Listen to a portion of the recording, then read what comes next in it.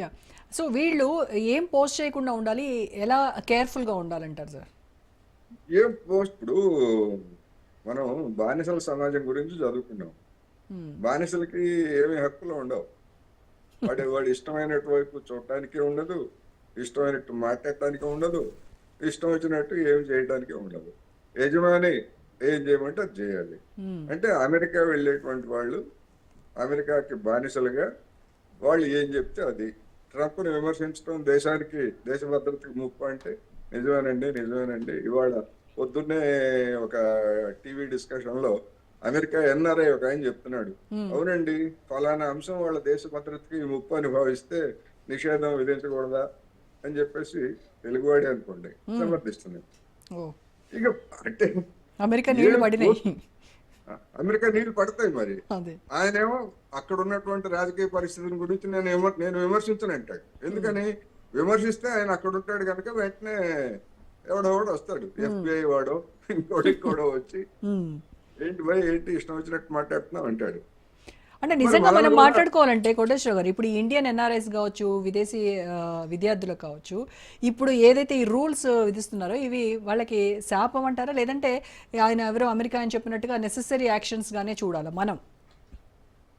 Necessary actions ఇప్పుడు కష్మా సావంత్ అని ఒక విద్యార్థికురాలు, మహారాష్ట్ర అర్జున్ అమ్మాయి, ఆమె అక్కడ సియాటిల్ కార్పొరేషన్ లో, అంటే ఒక విధంగా చెప్పాలంటే మన ఎమ్మెల్యే స్థాయి అనుకోండి, అధికార పార్టీకి వ్యతిరేకంగా అక్కడ 2 సార్లు ఎన్నికైంది. ఆమె అఫీషియల్ గా ఐఎమ్ సోషలిస్ట్, ఐఎమ్ కమ్యూనిస్ట్ అని ప్రచారంలో చెప్పి మరీ గెలిచింది. ఇప్పుడు ఎవరైనా కమ్యూనిస్టు లేకపోతే ఇంకోటి, లేదా కమ్యూనిస్టులు లేదా SFI లాంటి ఆర్గనైజేషన్స్ లో పనిచేసినటువంటి వాళ్ళు ఎవరైనా ఏదన్నా విజిటింగ్ వీసాలు లేకపోతే ఇట్లాంటి వాడే పెడితే గతంలో అనేక మందికి తిరస్కరించారు.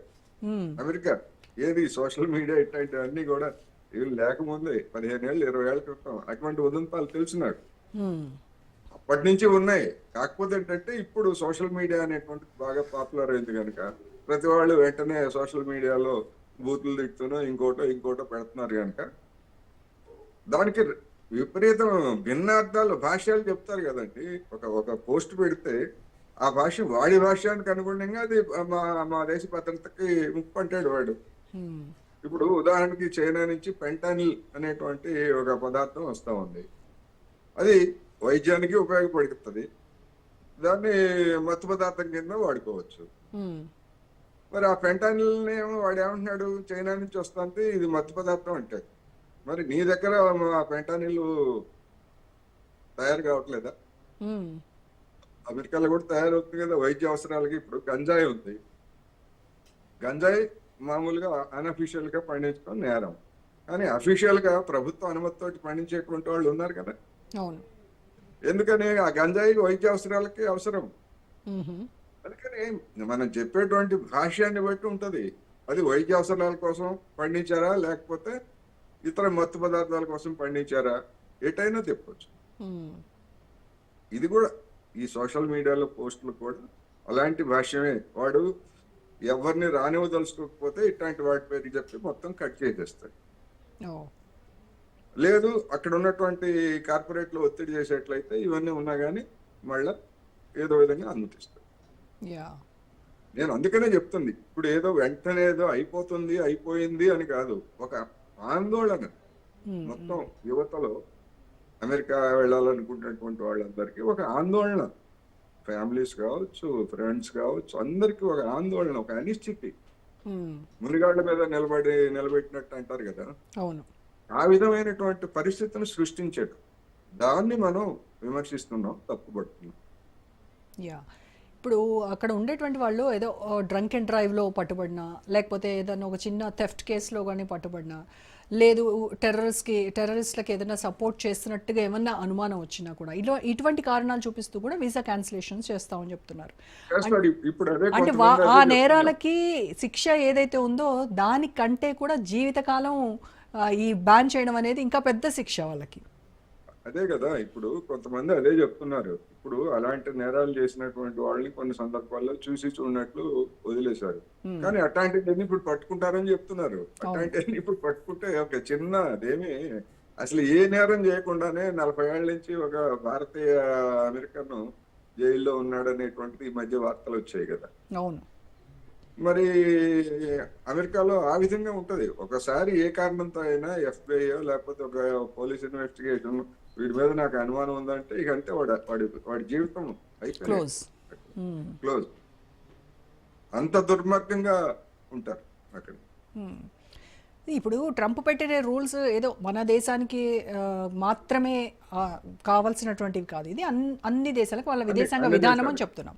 అన్ని అలాంటప్పుడు దేశాలు. ఇప్పుడు మన రిలేషన్స్ సరిగా లేవు అమెరికాతో ఇటు భారతదేశానికి.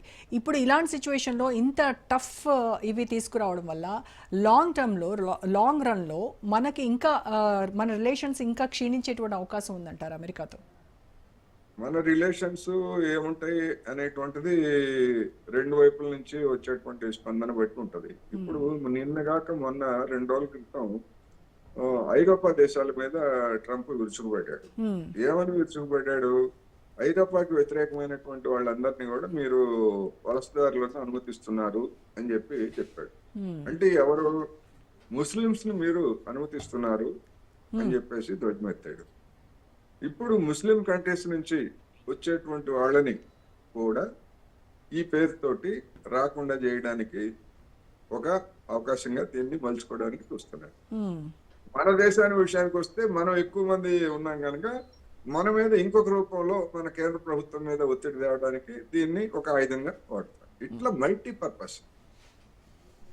మల్టీపర్పస్ తోటి దీన్ని ఒక సాధారణమైనటువంటి రూల్ గా పెట్టి మనకేమో ఒకటి ముస్లిం దేశాల వాళ్ళకి ఒకటి. ఎందుకని అనేక ఉదంతాలు చూసినప్పుడు అక్కడ టెర్రరిస్ట్ యాక్టివిటీస్ లో కావచ్చు, లేకపోతే ఇంకోటి ఇప్పుడు మన ఇక్కడ ఆస్ట్రేలియాలో జరిగినటువంటి ఉదంతంలో కూడా మనం చూసాం కదా. యా. అందుకని రకరకాల పర్పసులతోటి దీన్ని ప్రవేశపెట్టారు. మన వాళ్ళు ఎక్కువగా దీనికి ఉన్నారు కనుక ఎక్కువగా సఫర్ అవుతుంది కూడా మనమే. ఎస్. మనమే. Right. Thank you so much Koteswararao గారు. ఇది ఇవాల్టి special debate. Stay tune to Raj news.